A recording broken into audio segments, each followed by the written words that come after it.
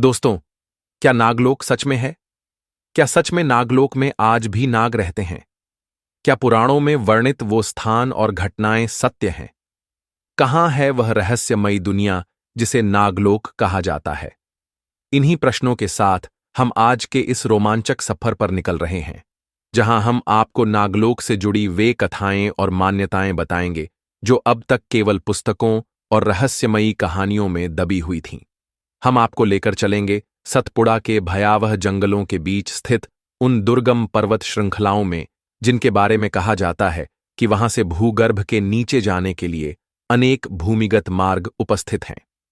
हम आपको ले चलेंगे काशी यानी वर्तमान वाराणसी के नवापुरा मोहल्ले में स्थित नागकूप नामक स्थान पर, जिसके बारे में मान्यता है कि इसका संबंध सीधे पाताल लोक से है।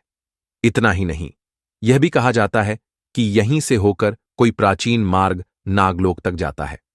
आज के इस वीडियो में हम आपके सामने नागलोक का वह रहस्य उजागर करेंगे जिसकी चर्चा सदियों से गुप्त तरीके से होती आई है, जिन्हें देखकर आपके रोंगटे खड़े हो सकते हैं। तो चलिए आरंभ करते हैं उस अनसुनी दुनिया की दास्तान जहां साक्षात नागों का वास बताया जाता है। दोस्तों, नागलोक का उल्लेख भारतीय पौराणिक ग्रंथों और पुराणों में विस्तार पूर्वक मिलता है।